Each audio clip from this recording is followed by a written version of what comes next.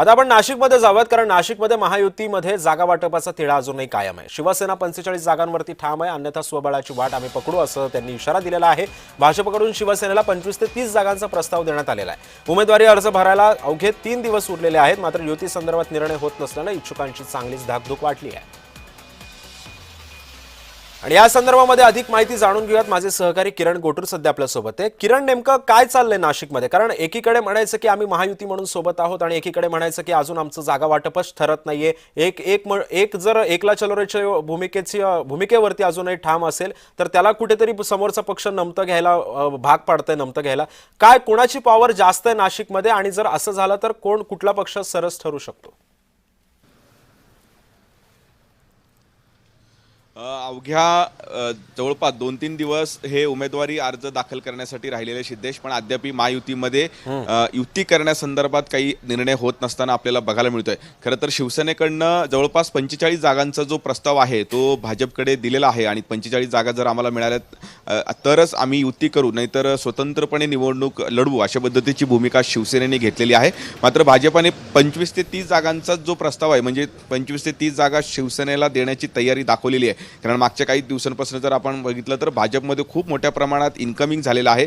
122 जागांसाठी 900हून अधिक इच्छुक उमेदवार भाजपकडे आहेत आणि त्यामुळेच भाजप जे आहेत 45 जागा देण्यासाठी शिवसेनेला हे तयार जे आहे ते होत नाही। म्हणून हा जो सगळा तिढा आहे तो अद्याप नाशिकमध्ये कायम आहे। त्यामुळे आज किंवा उद्या भाजपने आमच्या या प्रस्तावावरती निर्णय नाही घेतला तर आम्ही स्वतंत्रपणे लढू अशा पद्धतीची भूमिका शिवसेनेने घेतलेली आहे। आणि काल सुद्धा या सगळ्या मुद्द्यावरती मुंबईमध्ये वरिष्ठ पातळीवरती चर्चा झालेली आहे, पण अद्याप काही तोडगा या सगळ्या संदर्भात निघाला नाही आहे। पण महाविकास आघाडीमध्ये मात्र हे ठरलेले आहेत, काँग्रेस, राष्ट्रवादी, मनसे आणि अजून काही छोटे छोटे पक्ष हे एकत्र येऊन हे निवडणूक हे लढण्याची जी भूमिका आहे ते महाविकास आघाडीने घेतलेली आहे। फक्त जागा वाटपाचं त्यांच्यामध्ये चर्चा सुरू आहे, पण हे सगळे तिन्ही पक्ष म्हणजे मनसे, ठाकरे गट, काँग्रेस आणि राष्ट्रवादी शरद पवार गट हे सगळे एकत्र येऊन नाशिक महापालिका निवडणूक हे लढणार आहेत। पण महायुतीमध्ये मात्र अद्याप ठरत नाही आहे।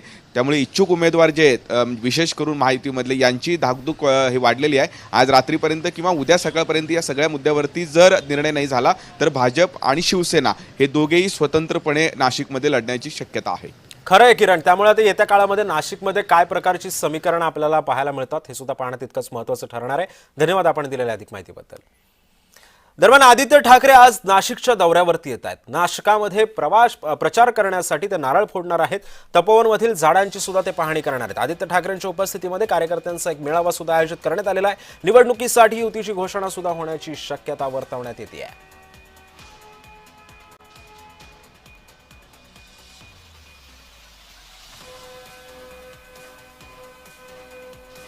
त्यामुळे नाशिकात आज आदित्य ठाकरे प्रचाराचा नारळ फोडणार आहेत।